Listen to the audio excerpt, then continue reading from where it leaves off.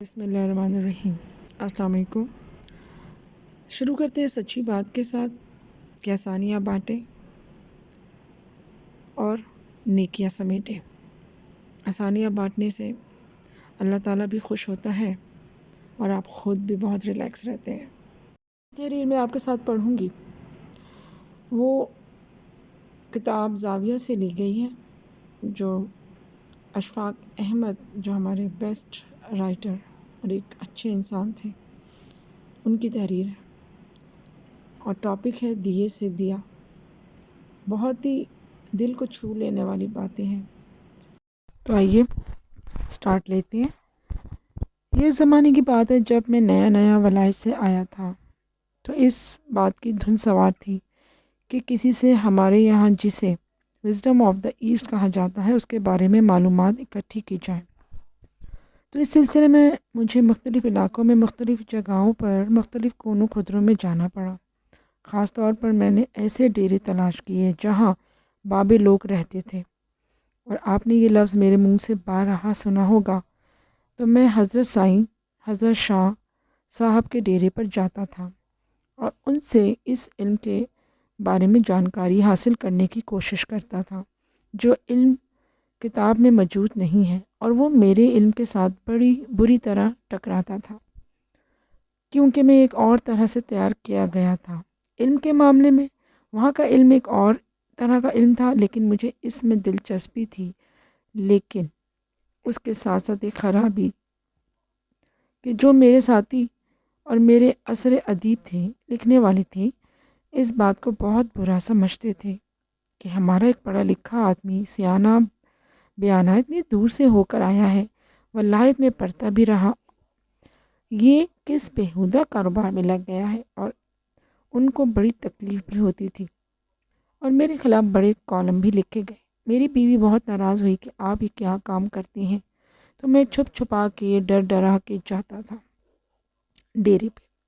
ایک دن شام کا وقت ہو گیا اور ہم وہاں مغرب کی نماز پڑھ رہے تھے، تو بابا جی میرے ساتھ کھڑے تھے، مولوی صاحب نماز پڑھا رہے تھے، تو ایک آدمی روتا چیختا چلاتا ہوا آیا، کہنے لگا کہ جلدی چلو، یونس کو تو مرض الموت ہو گیا اور اس کا گھنگرو بج رہا ہے اور وہ مرنے کے قریب ہے۔ اس نے کہا ہے کہ بابا جی کو بلا کر لاؤ۔ وہ میرے سرانے بیٹھ کر سورہ یاسین پڑھی۔ اس وقت ہم نماز پڑھ رہے تھے، بابا جی نے مجھے کوہنی مار کے کہا، بیٹا نیت توڑ دو۔ نماز پڑھتے ہوئے نیت کیوں توڑی جائے؟ میں پہلے ان کی اس بات کو نہیں سمجھا، لیکن انہوں نے کہا نیت توڑ دو۔ میں نے کہا جی اچھا۔ میں چونکہ انڈر ٹریننگ تھا تو میں نے کہا جی یہ کہتے ہیں تو ٹھیک کہتے ہوں گے۔ کہنے لگے دیکھو اعلان ہو گیا ہے، ایک آدمی مشکل میں ہے، پہلے اس کی مشکل دور کرنی چاہیے، پھر آ کر ہم نماز پڑھ لیں گے، بعد میں پڑھ لیں گے، کیونکہ نماز کی قضا ہے، خدمت کی قضا نہیں۔ کوئی آدمی سائیکل سے گر جائے، زخمی ہو جائے، آپ کہیں میں مغرب پڑھ آؤں پھر آ کر اٹھاتا ہوں، یہ ٹھیک نہیں۔ اب یہ بات میرے لیے بالکل نئی تھی اور عجیب تھی۔ خیر اٹھے، جس گھر جانا تھا گئے، وہ بھی دیکھا۔ خیر وہ ایک لمبی کہانی ہے، میں آپ کو پھر کبھی سناؤں گا، اور وہ دلچسپ ہے۔ واپس اپنی جگہ پر ہم لوگ لوٹ آئے، رکشے سے اترے تو میں نے رکشے والے کو کچھ پیسے دیے، اس کے کوئی 3 روپے 80 پیسے بنتے تھے، میں نے اس کو 4 روپے دے دیے۔ وہ یہ سمجھا کہ میں نے بہت بڑا مارکا مارا ہے، تو بابا جی نے پوچھا، پتر پیسے دے دیے؟ میں نے کہا دے دیے۔ کہنے لگے کتنے دیے؟ میں نے کہا 4 روپے۔ تو کہنے لگے کیوں؟ میں نے کہا اس کے 3 روپے 50 پیسے یا 80 بنتے تھے، میں نے اسے 4 دے دیے۔ انہوں نے کہا نہیں 5 دے دینے تھے۔ میں نے کہا 5؟ مجھے بڑا دھچکا لگا کہ 5 کیوں دے دوں؟ کہنے لگے خدا کے دیے ہوئے پیسوں میں سے دینے تھے، کون سے اپنی جیب سے ادا کرنے تھے؟ پھر اس بات نے مجھے تھوڑا سا ہلایا، میں سوچتا رہا، لیکن عقلی طور پر، اقتصادی طور پر، ایموشنلی میرے اندر وہ بات نہیں اتری تھی، لیکن میں غور کرتا رہا۔ پھر ایک اور دفعہ کا واقعہ ہے۔ اگلے دن ہمارے ایک دوست، ہم بہت پیارے دوست ابن انشاء، وہ کراچی سے آئے، وہ مجھے گھر میں ڈھونڈتے رہے، پر انہیں پتہ چلا کہ میں اس وقت کہیں اور جگہ موجود نہیں ہوں، کسی لائبریری میں نہیں۔ انہوں نے سوچا اشفاق ضرور ڈیرے پر گیا ہوگا، چنانچہ وہ اتنا ایک بڑا ڈنڈا لے کر، وہ بانس کا تھا، مجھے ڈھونڈتا ڈھونڈتا ڈیرے پر آ گیا۔ اسے پتہ تھا اب اندر تو داخل نہیں ہوا، باہر کھڑا رہا۔ اس کو تکلیف بھی تھی، شرمندگی بھی کہ یہ آدمی کس جگہ پر آ کر بیٹھتا ہے۔ میں اندر بیٹھا رہا، میں ڈرا ہوا تھا۔ ابن انشا نے کہا باہر آؤ تم۔ خیر ڈرتا ہوا صاحب اس کے قریب پہنچا۔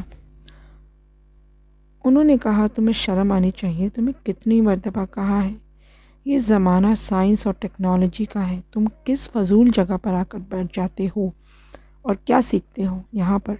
میرے دو دوست تھے، ایک ابن انشا اور ایک راشد۔ یہ سائنس اور ٹیکنالوجی سے بہت مرعوب تھے اور کہتے تھے کہ کمال ہی کر دیا ہے سائنس نے۔ میں UNO میں گیا، راشد کے دفتر میں۔ اوپر کی 42ویں منزل تھی۔ جب نیچے اترے تو میرے ساتھ ساتھ چلے آ رہے تھے، تو جب ہم ایک تہخانے پر رکے تو کہنے لگے میرے دوست راشد، خیر سے آ گئے ہو تم لوگ گاؤں سے، نہ تمہارے پاس تعلیم ہے، نہ حسن، نہ صحت، تم لوگ کس طرح سے زندگی گزارتے ہو؟ تم نے یہ ڈاکخانہ دیکھا ہے؟ میں نے کہا جی دیکھا ہے، امریکہ کا ڈاکخانہ ہے، واقعی بڑا خوبصورت ہے۔ کہنے لگے خوبصورتی کی بات نہیں ہے، یہ دیکھو تمہیں آواز آ رہی ہے، کرز کرز کرز، اس میں سے آوازیں آ رہی تھی۔ پتہ ہے یہ کیا ہو رہا ہے؟ یہ ٹکٹوں کو مہرے لگ رہی ہیں اور مشین خود بخود لگا رہی ہے، نہ کوئی آدمی ہے، نہ کوئی بندہ، نہ کوئی پرندہ ہے۔ یہ دیکھو وہاں پر لا کر پیکٹ رکھ دیتے ہیں، پھر آواز آنے لگی، جیسے مشین کی آواز آتی ہے، اسی طرح سے سارٹنگ ہو جاتی ہے۔ میں تمہیں نوٹ گننے کی مشین دکھاتا ہوں۔ پھر وہ بولے۔ میں نے کہا راشد صاحب ان چیزوں سے اتنا متاثر نہ ہوا کریں۔ کہنے لگے نہیں، تم گھامر لوگوں کو بتانا چاہتا ہوں۔ خیر تو خیر، مجھے بیچ میں یاد آ گیا، اللہ بخشے میرے پیارے آدمی، بڑے پیارے آدمی تھے دونوں،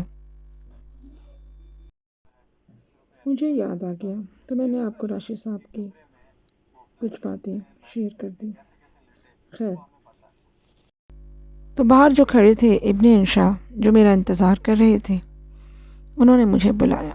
جب میں باہر نکلا تو بانس کا وہ باریک ڈنڈا لیے کھڑے تھے اور مجھے کہنے لگے مجھے یہ بتاؤ یہاں کیا ہے جو تمہیں کسی کتاب میں، کسی لائبریری میں نہیں ملتا؟ چیز ہے۔ میں نے کہا انشا کچھ خاص نہیں، کچھ ایسی چیزیں مشاہدے سے گزرتی ہیں جو مختلف ہوتی ہیں۔ کہنے لگا کیا؟ میں نے کہا کل ہم گئے تھے، اس طرح سے رکشے کا کرایہ دیا، اس رکشے میں سے اترے، اس طرح سے میں نے پیسے دیے، اس طرح سے بابا جی نے کہا تو انہوں نے 5 ہی دینے تھے، تو کیا تھا؟ انہیں دتے سے دینا ہے، کون سا اپنی جیب سے یا پلے سے دینا تھا؟ تو انشا خاموش ہو گیا یہ سن کے۔ اب وہ شاعر آدمی تھا، اس کی روح بہت پیاری تھی، وہ یہ تو برداشت نہیں کر سکتا تھا کہ بڑی اچھی بات ہے، لیکن اس نے سن لی، ختم ہو گیا یہ سین۔ اس کے کوئی 2 مہینے بعد میں کراچی گیا تو انشا جی کے دفتر ملنے پہنچا۔ انشا بیٹھا کام کر رہا تھا، ہم گپ لگا رہے تھے، ادھر کی باتیں ادھر کی باتیں، بہت خوش۔ ایک لڑکی آئی، اس کی صحت بہت خراب تھی، اس کی آنکھوں میں یرکان اتنا نمایاں تھا کہ جیسے رنگ بھرا ہوا پیلا۔ اس نے چھپانے کے لیے اپنی آنکھوں میں سرمے کی بہت موٹی تہ لگا رکھی تھی، تو کالا برقع اس نے پہنا ہوا آ کر کھڑی ہو گئی انشا جی کے سامنے۔ اس نے ایک خط ان کو دیا، وہ خط لے کر رونے لگا، پڑھ کر اس لڑکی کی طرف دیکھا، پھر میز پر رکھا، پھر دراز کھولا۔ کہنے لگے بی بی میرے پاس اس وقت یہ 300 روپے ہیں، یہ تم لے لو، یہ تم رکھ لو۔ اس لڑکی نے ان کو حیرانی سے دیکھا، وہ ڈری ہوئی سی تھی، گھبرائی ہوئی سی تھی۔ اس نے کہا بڑی مہربانی، اور وہ چلی گئی۔ جب چلی گئی تو میں نے انشا سے کہا انشا یہ کون تھی؟ کہنے لگے پتہ نہیں۔ میں نے کہا اور تجھ سے پیسے لینے آئی تھی، تو نے 300 روپے دے دیے، تو اس کو جانتا نہیں؟ کہنے لگا نہیں، میں اتنا ہی جانتا ہوں، یہ خط ہے، اس میں لکھا تھا، محترم انشا صاحب، میں آپ کے کالم بڑے شوق سے پڑھتی ہوں اور ان سے بہت خوش ہوتی ہوں، اور میں یہاں پر لیاری میں ایک پرائمری اسکول ٹیچر ہوں۔ میری 130 روپے تنخواہ ہے۔ میں اور میرے بابا ایک کھولی میں رہتے ہیں جس کا کرایہ 160 روپے ہو گیا ہے اور ہم وہ ادا نہیں کر سکتے، اور آج وہ بندہ سامان اٹھا کے باہر پھینک رہا ہے۔ اگر آپ مجھے 160 روپے دے دیں تو میں آہستہ آہستہ کر کے 10 روپے کر کے آپ کا قرضہ اتار دوں گی۔ میں کراچی میں کسی اور کو نہیں جانتی سوائے آپ کے، وہ بھی کالم کی وجہ سے۔ میں نے کہا، وہی بے وقوف آدمی، اس نے تجھ سے 160 روپے مانگے تھے، تو نے 300 دے دیے۔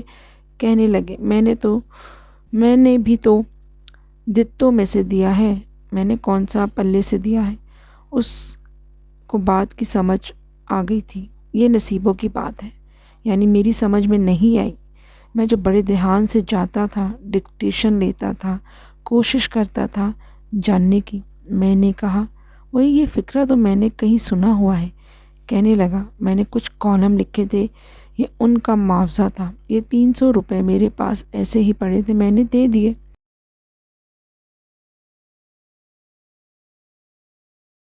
8 مہینے بعد پھر میری ان سے ملاقات ہوئی۔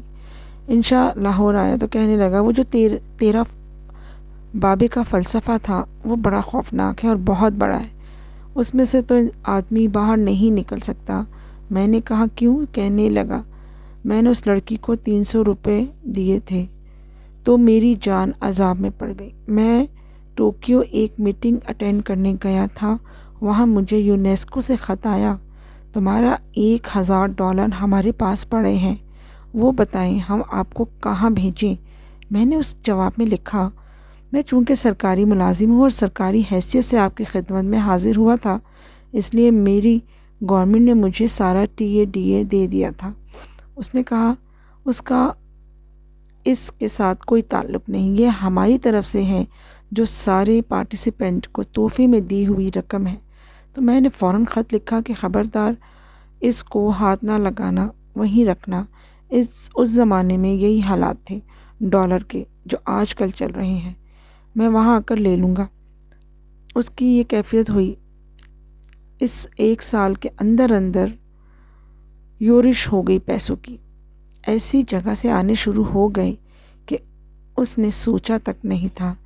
2 سال اس کی یہ کیفیت رہی، پھر وہ وہی ڈنڈا لے کر میرے گھر آیا لڑائی کرنے کہ تو نے مجھے یہ بڑی لعنتی بات بتا دی ہے۔ میں اتنا تنگ آ گیا ہوں، اس سے اتنے پیسے میرے پاس آنے لگے ہیں کہ میں بھرتا ہی نہیں، اب میں نے دینے بند کر دیے ہیں۔ خدا نہ کرے میرے سامنے کوئی تڑپ کر مر جائے، میں کچھ نہیں دیتا، یہ تو عذاب ہے۔ دیتے جاؤ تو آتے جاتے ہیں، دیتے جاؤ تو آتے جاتے ہیں۔ واٹ از دس؟ میں نے کہا، اس کا علم تو مجھے بھی نہیں، میں تو ابھی پوچھ رہا ہوں اور سیکھ رہا ہوں کہ یہ کیسے ہوتا ہے۔ تو میں نے یہ بات زندگی میں عجیب و غریب دیکھی ہے کہ اگر آپ دیتے ہیں تو وہ لوٹ کر آپ کے پاس آتا ہے۔ یہ صدائے باز گشت ہے جو کہ لوٹ کر واپس آتی ہے۔ آدمی سوچتا ہے، یہ 70 روپے تھے، اس میں سے میں نے 30 روپے دے دیے، تو میں نے ابھی تھیسس لکھنا ہے، PhD کرنی ہے، تو بعد میں خرچ کرنے ہوں گے، کہاں سے آئیں گے؟ حالانکہ یہ بات اس طرح سے نہیں ہے۔ اب اللہ میاں کا عجیب و غریب سسٹم ہے، وہ یہ کہ جو آپ دیتے رہتے ہیں وہ کچھ آپ کا جمع رہتا ہے، اور اللہ میاں وہ رجسٹر کبھی نہیں دیکھتا، وہ دوسرا لیجر مانگتا ہے جس میں سے آپ چھوڑ آئے ہوتے ہیں اور پیچھے رہ گیا ہوتا ہے۔ جی ویورز، آئی ہوپ کہ آپ کو یہ بات سمجھ آئی ہوگی۔ میں نے ان کا جب یہ کانٹینٹ پڑھا تو مجھے بہت اٹریکٹ کیا، اور یہ بات تو حقیقت ہے کہ اللہ کے بندوں کو جتنا دیتے جاؤ آپ خالی نہیں ہوتے، اللہ اتنا ہی آپ کو دیتا ہے۔ تو اللہ تعالیٰ ہمیں آسانیاں بانٹنے کی توفیق دے، اور اللہ تعالیٰ ہم سب کے لیے آسانیاں کرے، آمین۔